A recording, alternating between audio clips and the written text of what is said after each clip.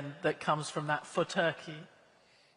Well, peace dividend will be great. First of all, we're looking forward to... Just hold on, I think you lost your mic. There you go. Oh, it's not working? All right, I have a new microphone. So peace dividend is likely to be massive. First of all, having a stable, peaceful, and prospering Syria on its own is a huge gain for the region and, of course, for Turkey, because we've got 911 kilometers of border with Syria. So clearly that is going to help in a big way, because conflicts drag you down, and as we address the conflicts, as we rebuild, functioning states, it's huge boost for the entire region. So that has been a welcome move. But going back to one of the components of you've highlighted, the PKK has waged almost a 50-year war against Turkey. But last week they have agreed to disband and disarm. This is also huge because, according to a study, including the opportunity cost, we have wasted almost $1.8 trillion over the past 5 decades combating terror. Now, of course, the peace dividend will be huge in terms of channeling resources to more productive areas for development, for progress. So in that sense, these two developments are going to be huge in terms of geopolitics no longer being a drag, but actually, being a source of leverage to help Turkey move up. And foreign investors will be hearing that and would feel positive about it, but at the same time they have in their head the detention of Mayor Imamoglu in March and the very sharp fall in the currency that came with that. Investors were very frightened off at that time. They seem to be still hesitant to come back to Turkey, even though the currency is stabilized, even though you have very high, painfully high interest rates. What is it going to take to pull back the long-term investors? Well, first of all, the 3-year program that we have put in place is on track, is intact, and is delivering. We have inflation which is still high, but at 40 months low. And over the past 2 weeks, there's been, again, recovery in FX reserves. Investors are actually back. Interest rates are coming down. CDS, the risk premium, has fallen significantly by well over or close to 90 basis points. So actually, if you look at the past few weeks, there's been a recovery in investor sentiment, and that's reflected in financial market conditions. But very quickly, not so much, though we don't see it so much on the sort of longer-term money, which obviously you would feel, I would assume, more comfortable than the hot money coming in. So we still haven't seen that. Of course, the program doesn't rely on hot money, but FDI has also picked up over the past 12 months. Turkey is a very large economy with a pretty decent infrastructure and a huge pool of talented people and significant regional integration. So highly diversified economy. So I think when the dust settles, they will be looking at countries that are resilient to global trade fragmentation. They'll be looking at countries that would benefit from stability and prosperity in the region. I think Turkey remains the top candidate in terms of FDI inflows. And, with disinflation, predictability is improving. Mr. Al-Gawari, we mentioned Syria. How are you continuing to support Syria? And are you thinking about investment in real estate or other areas where you can support reconstruction? I mean, regarding Syria, I just add to the word of Excellency Mohammed, on Syria. Syria is very important. The stability of Syria for the region is extremely important. and the prosperity of the Syria is very, very important. And now we have a great opportunity with the, the presidency and the government in place now to really, to see stable Syria, growing Syria economically. In terms of our role for Syria, I think Syria now, they are building a country from scratch, and they will need all the help they need to, establish the country. They need energy, they need water, they need an economy, they need, infrastructure. So, us and our partners, for example, Qatar and Saudi Arabia, that we announced that we paid their arrears with the World Bank. This will unlock around $180 million of support from the World Bank. Also, we're supporting them, again with our partners in Saudi and others, for example, to develop their electricity, to develop their energies. So I think Syria at this stage really needs help to establish themselves, as a country. Going forward, I think with the plans, they have in place, I think it's going to be a great economic opportunity there for investments and for really supporting the Syrian people. Syrian people are very talented. We see them, in Germany, we see them in many other places where they have, contributed significantly to the economies of these countries. So I think Syria's, growth, and development is very important for us. So this is something we are committed to do, to support them. Just thinking about other regional investments, Kuwait is discussing converting its deposits in Egypt to investments. We saw the UAE do that last year. Is that something that Qatar is considering? Yeah. President Sisi was in Qatar over 2 weeks ago, and we announced, again, an investment package, with Egypt. So we continue to see Egypt as a great opportunity for investments. In terms of whether to convert the deposits or, to do further investment, this is not something we have discussed, but we continue. You're not discussing it. No, it's an option, but it's not something we're gonna. It's one of the options. But in reality, what we see is Egypt is has great opportunities in the real estate, in the tourism sectors, in the manufacturing, and I think from an investment point of view, if we are to do an investment, it has to be in a purely commercial basis with a good return. So this is what look. But again, the relationship with Egypt, it's very significant, and we view Egypt as a great, a great potential for growth, in the future. Mr. Ali Ibrahim, the big shift for the kingdom last year was that you became a capital importer, not an exporter, which reflects some of the investments that you were talking about in your other answer. But it does mean you need to attract stable funding, and last year we saw another fall in foreign direct investment. So why is it, do you think, that the FDI is falling, and how are you going to get back on track for that? So Stephanie, maybe I'll just take a step back and talk about the GCC a little bit overall, and I think tie that to your earlier question. The GCC countries' non-oil economies have grown 3.7% in 2024. That's almost double global growth. And if you look at each country's transformation, there's an acknowledgement that we've been for a while operating below our potential, which means that's operating at a loss, and that loss, maybe in earlier generations can accept that loss in the short term, but compounded is not good for future generations. And that's why I think the Kingdom of Saudi Arabia, Saudi Vision 2030, and other countries in the region have taken it upon themselves to restructure long term. And because of that, the number of opportunities will only keep growing. We're not just moving from consumption to complexity and production and innovation and exports.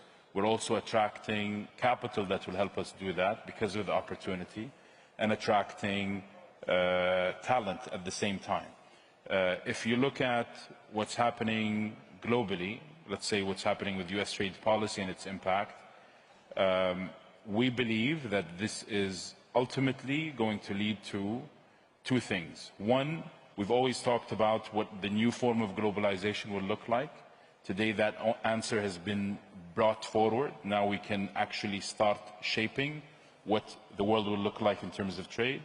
And number two, the global economy is only as strong as its weakest link. And we've seen multilateral platforms where His Excellency also participates with other countries in the region, that there's been growing, I'd say, drag on the global economy coming from weak links.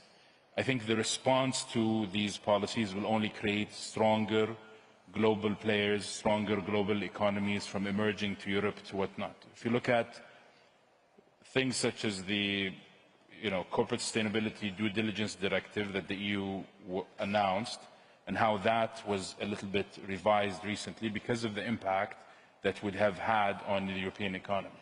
Some GC companies today are divesting because of that, and we think that still needs to be revisited. I'll come back to your question. Foreign direct investment is a long-term game. It's flows and stock. In the Kingdom, we're seeing signals of not just the actual number, but the number of licenses, the number of people coming into the Kingdom, the number of headquarters being set up, the number of deals that are being discussed and negotiated. In 1 year, we had a very large deal that helped spike that figure and then was challenging afterwards. But our target remains the same, 5.7% of GDP in 2030, around 100 billion in terms of flow in 2030. And we're working hard, 900 reforms to create a better business environment and continuously evolving. Minister, one of the things that was a challenge, we talk about the weakest link. One of the problems for Turkey was the unorthodox monetary policy for a period of time. Now, my colleagues tell me you're the keeper of the flame for orthodox monetary policy. But it's painful at the moment. You have high interest rates to bring down inflation. Do you worry about the impact on the domestic economy of that? And is it sustainable? Are you going to have to do something to support consumers or raise minimum wage potentially ahead of time? Well, sorry. We rebuilt monetary policy and a strong fiscal position as well. And I think all is set for disinflation. But no treatment is without any side effects. So we are aware of some dislocations in certain sectors. And that's why early this year, we've extended support to some of the labor-intensive export sectors. So we are looking at specific remedies while keeping the program on track. But the essence of the program is to bring inflation down so that we can set the stage for sustainable high growth. So a temporary pain is worth taking, going through. But at the same time, we're looking at short-term fixes to address some side effects. So, but you won't, if you have, we're seeing potentially factories closing, we have households still dealing with the high cost of living and rising cost of living. Do you see needing to give in to some pressure to support households? Well, first of all, last year we've created close to 1 million new jobs. That's new jobs added. So manufacturing is obviously struggling because our key trading partner, Eurozone, is still flirting with recession. So global growth is dismal, and our main trading partners aren't doing that well. So understandably, manufacturing sector is struggling. That's understandable, but manufacturing accounts for only 23% of our GDP. So the rest of the economy, in particular services, is doing really well, continue to create jobs. And households remain in good shape because household debt to GDP ratio is less than 10%. Okay. This is not a leveraged economy. So in that sense, while, again, short-term pressures are there, I think the key is to sustain the program, to deliver disinflation, and that way we lay the foundation for strong, sustainable, long-term prosperity. Okay. And we've run out of time, but I do want to, the title, I want to get back to geoeconomics and also potentially to President Trump. He'll like it. We started and ended with him. But the deals that, and certainly the trade deals that the President is doing or trying to do in different countries, there does seem to be a sting in the tail.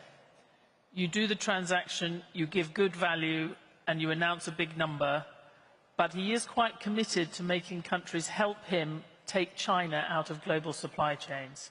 Now, this is a region that's hoping to benefit from continued much higher trade with China than with the US, but also the strong relations with the US. Are you worried, Excellency, that at some point he will force you to choose? Well, I mean, we enjoy good relationship, of course, with the US and good relationship with China. China is one of the biggest destination of our LNG, trains, and again, in terms of imports. We like to work, in balance with both with both powers. I cannot see, I mean, the US will reach a stage like will us countries, either me or China. I cannot imagine this. I think what we are going to see, I mean, there was a huge there was a huge disruption, in the trade system, what we have seen as a result of the Liberty Day, decisions. But to me, I think these things will settle, and we're going to see a new rules, governing, the trade and the global trade, in general. We have now some dust, we have unsettlement. I know that congratulations, I should say, in the reaching a deal last week, between US and China on interim or transit, tariffs. But eventually, I can see this thing is going to really go away. There has to be really a new rules, for governing this. See, the world, the globe has worked very hard to build a globalization rules-based system, and I cannot just see this going away. There is going to be changing to the regulations, to the rules, how we engage, and the fair competition, unfair competition. But eventually, I think there will be a new regulations. I don't see a problem. I think dealing with the both places. I think China is an important country, US is an important country, and we'll never get asked, to choose between countries. Okay, very quickly. If I may add, I think this administration has demonstrated its leaning in on dialogue. We've seen that with the US-UK deal, with the early indications of US-China potential deal. This region, Saudi Arabia, Qatar, and the rest of the GCC are always focused on prioritizing dialogue. We heard from His Excellency the Prime Minister today about dialogue. We saw President Trump in Riyadh last week, the result of dialogue, what it led to, including lifting the sanctions on Syria. I think, and realizing that it's part of our interest as economies in this region to connect strongly to international markets, for us to be more resilient and to be more meaningful partners of both the US and China. I think it's in the interest of both that we remain strong partners of both, being part of the dialogue and being part of this new form of globalization that His Excellency mentioned. I think since we're running out of time, I'm going to let you have the final word, if you'll forgive me, Minister, and thank you all for the good discussion. Thank you.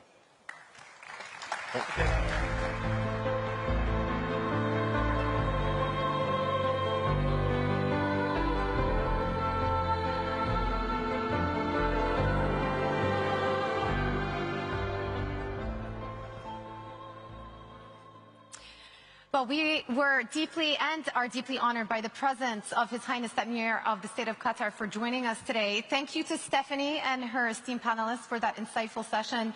And thank you to all of our speakers this morning. Ladies and gentlemen, we are excited to announce that the next edition of the Qatar Economic Forum will take place from May the 12th to the May 14th, 2026, so a little under 1 year away, and we look forward to welcoming you back in Doha. Now, before the break, I would like to thank our official partners, the Qatar Ministry of Commerce and Industry, Qatar Media City, our culture sponsor, Qatar Museums, our innovation sponsor, QRDI Council, our premier sponsors, Qatar Investment Authority and QNB, our knowledge sponsor, McKinsey & Company, our participating sponsors, IDA HSBC, Investment Promotion Agency Qatar, Qatar Financial Center, Qatar Free Zones Authority, Qatar University, our airline sponsor, Qatar Airways, our connectivity sponsor, Ooredoo, and our tourism sponsor, Visit Qatar. We would also like to thank the Permanent Committee for organizing conferences at the Ministry of Foreign Affairs for all of the support. Now, this concludes our morning block of programming. Please join us for refreshments just outside this room. The program will resume at 12 p.m. And just a reminder, later on stage,